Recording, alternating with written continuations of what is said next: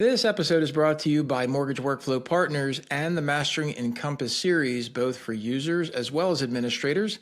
You can find out all the information about it over at masterengencompass.com. Also, if you'd like to check out what we're doing on YouTube, go ahead and subscribe to the channel using the @MasteringEncompass handle. And make sure you stay up to date on all the information, not just with podcasts, but also video content that we bring to you as often as possible. Now let's get on to the episode. Hi, everyone. Larry Bailey here, Mortgage Workflow Partners, bringing you this week's market update. We're going to cover what happened last week, July 14th, 2025. But before we do, today's a very, very special day. I am now a published author, although self-published. Does that count? You can find my new book, Workflow Before Technology, Why Mortgage Companies That Fix Operations First Win More. A practical guide to solving workflow breakdowns before investing into tech. You can find it on Amazon. You can download it both in paperback as well as Kindle. So check it out. Let me know what you think. Read the sample. I think it's pretty awesome to be able to take ideas that I've been talking about now for 13 years, really since 2012 when I went to work for Ellie Mae, implementing Encompass for partners across the country of all sizes, as well as fixing things. And I said, basically, where's your workflow? And I had 0 companies actually give me their written workflow in a year and a half, 0. And so it's been my mission really since then to figure out a practical way to bring these concepts to everyone, including you. And I really hope you pay close attention to the details. And of course, if there's anything that Mortgage Workflow Partners can do for you, just go to mortgageworkflowpartners.com, click contact us, or you can find me directly on LinkedIn or on the Mastering Encompass community. Honestly, it's practically impossible not to find me. And I will respond usually right away, unless I'm in the middle of a meeting with a client, of course. So let's get into the market news. Here's what happened in the week of July 14th. Tariffs had less impact on inflation than expected. Go figure. Home builder confidence stayed low, and single-family construction slowed despite a bump in overall activity. Here's the stories that we're going to be going through today. First one is we've got consumer inflation rises in June, but the tariff impact is limited. Wholesale inflation eases more than expected is the next story. That's followed by a slight uptick in builder confidence amid ongoing market strains. Next story, we've got single-family home construction softens. Next story we've got is stronger spending and a mixed jobs picture. We've got a family hack of the week for you. We've got to what to look for this week. And let's get into this first story. We've got a consumer inflation rises in June, but tariff impacts are limited. Keep in mind that if you're listening to me on podcast or replay, thank you very much. Make sure you head over to masterengencompass.com to check out the full video replay. I guarantee you'll get more out of it than just listening to me speak. Images always have a bigger impact than just listening or reading yourself. We've got inflation ticking up in June with the consumer price index, that's a CPI, rising 0.3% for the month.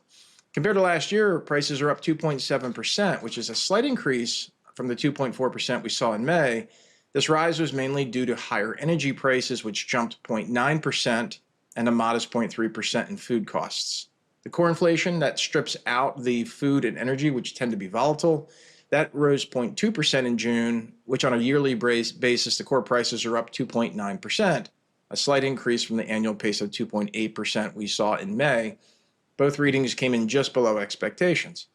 Part of that annual increase in both the headline and the core inflation readings are due to how inflation is calculated. It's important to remember that the low numbers from June of 2024, they're out. So that means that the 12-month average had been replaced by higher figures from this year, which is why we're starting to see this. The bottom line, what we saw while tariffs were expected to push prices higher this year, their impact was smaller than feared or expected. Some goods like home furnishings and clothing did see increases, but car prices fell and food prices rose only slightly. The shelter remains the single biggest factor in the inflation calculation, making up a large portion of the overall index. As an example, in June, housing costs rose modestly, and the annual rate edged down to 3.8%. Next story is wholesale inflation eases more than expected. At the wholesale level, we saw prices holding steady in June after an upward revised 0.3% increase in May. Over the last year, wholesale inflation has slowed to 2.3%, down from 2.7%, which, by the way, is the lowest level since September. Core wholesale prices, which exclude food and energy, were also flat, with the annual rate easing from 2.6% all the way back down from 3.2%. Bottom line here is that while May's readings were revised higher, the overall report was better than feared. Some tariff-related businesses showed up, but were not widespread. These wholesale numbers matter because they influence, of course, the Fed's preferred measure of inflation, which is the personal consumption expenditures. That's the PCE index. While a few shared categories like portfolio management saw price increases, others like healthcare and airline travel remained muted or actually declined. Overall, this data shouldn't spark a sharp rise in the PCE on the next report, which will be released on July 31st later this month. So we have a next story is a slight uptick in builder confidence among ongoing strains. It's like the builders can't make up their minds, right? Back and forth, back and forth. And we see that, right? Back in February, we saw 42. It fell, it rise, it fell, it fell. It's now rise. Again, 42 from 33, February to July is still significantly down, right? So the home builder confidence saw a slight rise in July, relatively speaking, of course, moving from 32 to 33, according to the National Association of Home Builders, also known as NAHB. While this marks a small step in the right direction, it's still well below the 50-point level that signals market growth and continues its 15-month stretch of weak sentiment. Among those key indicators, buyer traffic also reached its lowest level since 2022, though builders did report small improvements in both current and expected future sales. Bottom line, builders remain cautious due to high interest rates and ongoing economic uncertainty, both of which continue to dampen confidence and limit activity. And I'll tell you what else it does, personal note here, it also limits their ability to predict what to do. Nobody wants to start digging in the ground not knowing how much money you're going to make. That's just not the way business works. So uncertainty is really causing the biggest fear as far as I can tell. But because once you start digging, you got to get these things done into the market. So we'll see what happens here. Next story is single-family home construction softens. June saw a 4.6% increase in overall housing starts, but this was entirely driven by multifamily projects. Single-family construction dropped 4.6%. Similarly, overall building permits rose to, slightly by 0.2%, yet single-family permits declined by 3.7%. So, I'm telling you, it's hard to keep track of this stuff. Completions also fell across the boards for both housing, meaning both multifamily and single-family. Bottom line of this story is that new construction isn't keeping pace with demand. We've talked about this, I don't know, forever. Housing starts of 1.3 million and permits of 1.4 million and completions of 1.3 million all fall short of the 1.8 million new households being formed annually on average over the last 5 years, contributing to an ongoing supply of shortage supply that continues to support home values where they are. We'll see. Next story is stronger spending and a mixed jobs picture. So retail sales jumped 0.6% in June, bouncing back from May's 0.9% drop. Some of the biggest gains were seen at car dealerships, clothing stores, home improvement centers, and restaurants.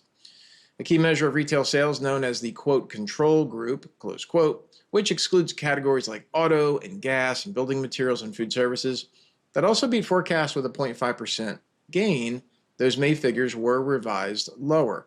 This data is important because it only directly affects economic growth numbers for the second quarter. That's it, just that.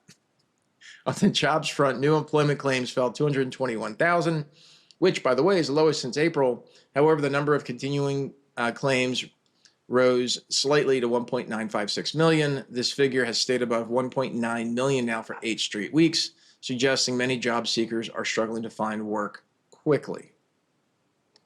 We've got a family hack of the week here. And again, if you're listening to this on podcast, come over to here in this spot in the video replay at masteringencompass.com. Check out the recipe. July 23rd marks the official National Peanut Butter and Chocolate Day. Sounds like Reese's, doesn't it? Although any day is perfect, of course. For these no-bake, so if you're not a baker, this maybe is for you. chocolate peanut butter bars from all recipes. It yields 2 dozen. Check out the recipe here on screen at this point in the recording. What to look for this week, we'll see key housing market updates with existing home sales report for June due on Wednesday this week. That's followed by new home sales report on Thursday. And then also Thursday, look for the latest job claims data. So we'll see what's going on there. And one more plug. When you do buy this book, by the way, there is a spot that you can download a workbook that helps guide you through the whole workflow before technology. So you can do this on your own. I try to guide you through the whole point of there's over 3,000 companies that simply use Encompass. There's a whole bunch of other companies. Doesn't matter what technology you use, gang. I guarantee you'll find value in just getting reminded about workflow has to be figured out before you use any technology. It just has to be figured out. And what actually happens, interestingly enough, is once you figure out the workflow and then you deploy technology, what happens is you come back to that workflow. You're like, well, we could tweak this better and we could tweak that better. And it's always this continuous cycle of review, improve, review, improve. And I go over that in the book. Feel free to check it out over at Amazon. And I thank you very much for listening to what I have to say. My name is Larry Bailey, Mortgage Workflow Partners. You make it a great day. We'll see you next week. Bye for now.